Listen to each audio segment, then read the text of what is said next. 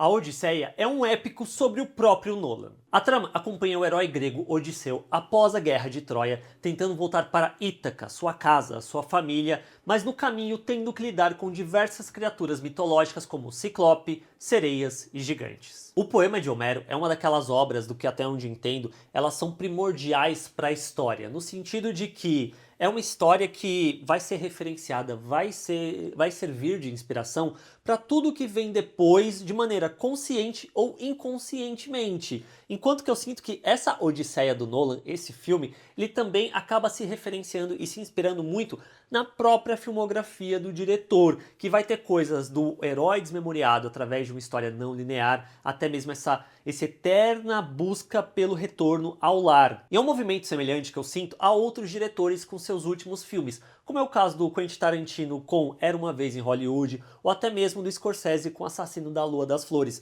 que são esses diretores que as pessoas veem que é toda uma construção até chegar a esses grandes filmes que são entre muitas aspas, um trabalho de conclusão de curso do que é aquele diretor. E assim, isso significa que é o melhor filme desses respectivos diretores?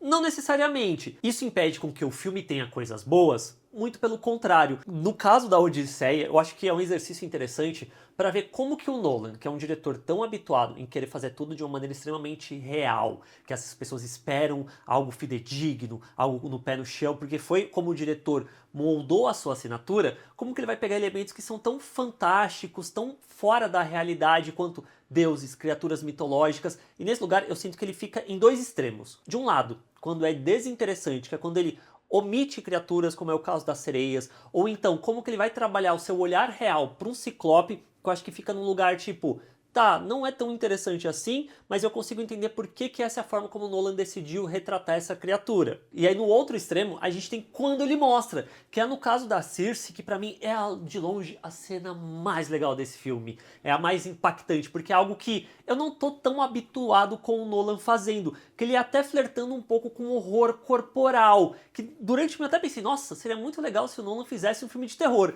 Mas depois, parando pra pensar um pouco melhor, eu não sei o quão legal seria, porque já que o Nolan é um cara tão pé no chão, como ele lidaria com o terror que, na minha perspectiva, é algo que exige tanto às vezes você saltar, dar um salto de fé no desconhecido e abraçar esse desconhecido, que é algo que eu sinto que talvez a Odisseia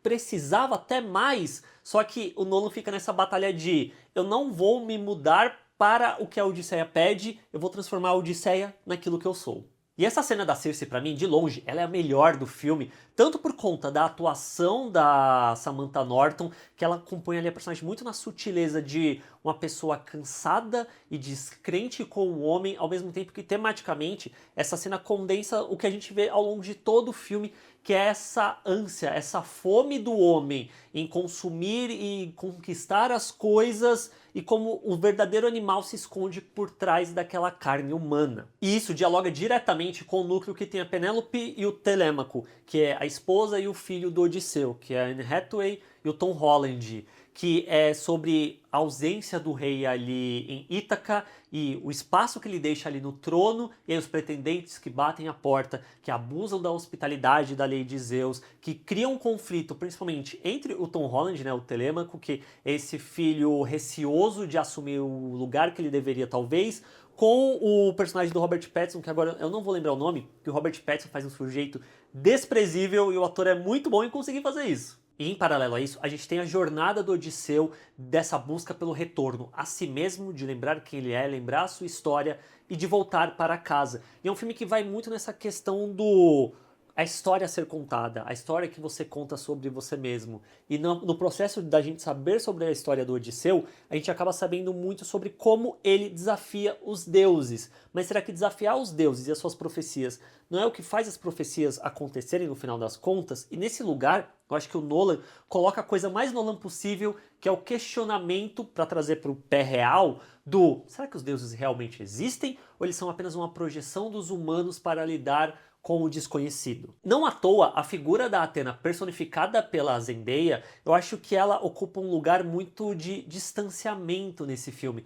Ela apenas olhar, observar as ações do Odisseu, e nesse lugar de distanciamento, eu acho que vem uma outra característica que é muito inerente à maioria dos filmes do Nolan, que é esse distanciamento com o sentimento, que eu acho que é algo que para esse filme em questão bate mais forte para mim, porque é um filme que quer falar muito sobre essa busca pelo retorno, a casa, as pessoas que você ama, a falta, a ausência dessa pessoa que você ama. Só que eu não consigo me conectar com esse sentimento, porque parece que é sempre algo tão custoso para o Nolan conseguir transparecer em seus filmes. Mas nada disso impede com que a Odisseia seja um grande blockbuster, que tenha sequências de ação com a trilha sonora no talo, que tenha a questão da edição, da montagem não linear, que é uma coisa que eu piro. Eu adoro filme não linear, o Nolan tem isso quanto parte da assinatura do que ele é diretor, e para um filme que tem 3 horas de duração, ele conseguir fazer isso de uma forma que não seja cansativo, tipo, você sente as 3 horas, mas não é cansativo.